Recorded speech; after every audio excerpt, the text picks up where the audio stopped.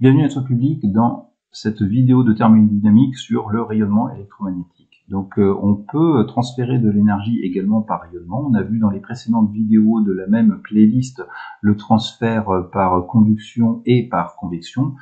Le transfert par rayonnement, il est issu du mouvement des particules dans la matière. Donc les particules dans la matière, ici, vibrent lorsqu'elles ont une température non nulle, elles vibrent et donc en vibrant autour d'elles, elles vont faire varier un champ électrostatique. Alors pourquoi il y a la présence de ce champ électrostatique? Tu sais que les particules qui constituent la matière possèdent des protons et des électrons et que le mouvement de ces particules chargées va générer finalement ce champ électrostatique. Donc du fait de l'agitation thermique, elles vont bouger et en bougeant, cette variation du champ électrique localement va également générer une variation du champ magnétique. Et de proche en proche, ces variations du champ électrique et du champ magnétique vont se propager. Et c'est ce qui donne naissance à une onde électromagnétique. Une onde électromagnétique que tu as déjà vue, qui est caractérisée par une longueur d'onde. Et moi, je préfère généralement la caractériser par sa fréquence, pour d'autres raisons que je ne développerai pas ici. Donc on a une énergie qui va se dissiper et la température de la matière va diminuer. C'est le seul moyen, par exemple, dans l'espace, de dissiper l'énergie. On ne peut la dissiper que par rayonnement. On ne peut pas la dissiper par conduction, ni même par convection, vu qu'il n'y a pas de matière dans l'espace et qu'on est dans le vide. Donc ici, je te propose, pour terminer cette vidéo, un petit exercice qui est un classique inscrit au programme. Donc la Terre reçoit au Soleil en moyenne une puissance de 340 watts par mètre carré. Donc ça, c'est la puissance surfacique reçue en moyenne sur la Terre.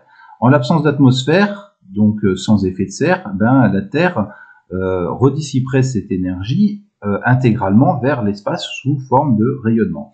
Simplement, la Terre est pourvue d'une atmosphère, il y a des gaz qui vont retenir une partie de cette énergie réémise sous forme de rayonnement électromagnétique, essentiellement de l'infrarouge d'ailleurs, et au final, la Terre va conserver une partie de cette énergie solaire reçue.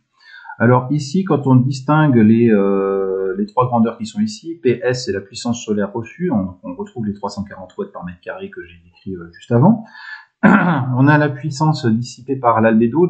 L'albédo, c'est la lumière qui va être réémise vers les ondes électromagnétiques qui vont être réémises vers l'espace, liées à la réflexion, par exemple sur la banquise. Tu vois, tu as la banquise qui est blanche, elle va réémettre une grande partie du rayonnement vers l'espace. Et il y a une partie du rayonnement qui va être réémise sous forme d'infrarouge. Donc la matière va recevoir ce rayonnement électromagnétique et va la dissiper sous forme d'infrarouge avec le processus que j'ai décrit au tout début de la vidéo.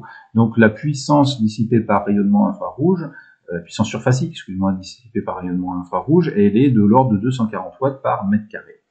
Donc on a une loi, la loi de Self-Boltzmann, qui permet de déterminer la température moyenne à la surface de la Terre. Donc c'est un modèle mathématique qui ne correspond pas tout à fait à la réalité, vu que la température moyenne sur Terre est aux alentours de 15 degrés Celsius, qui permet de déterminer finalement la température à l'aide de la puissance surfacique reçue sur Terre. Bon, voilà, ça c'est une indication, c'est un petit exercice relativement simple, mais qui ne présente pas beaucoup d'intérêt. Je l'ai mis dans la vidéo parce qu'elle est au programme, mais en soi, ça n'a pas un intérêt grandissant si on ne s'intéresse pas à tous les phénomènes qui sont liés au réchauffement climatique et au gaz, notamment à effet de serre.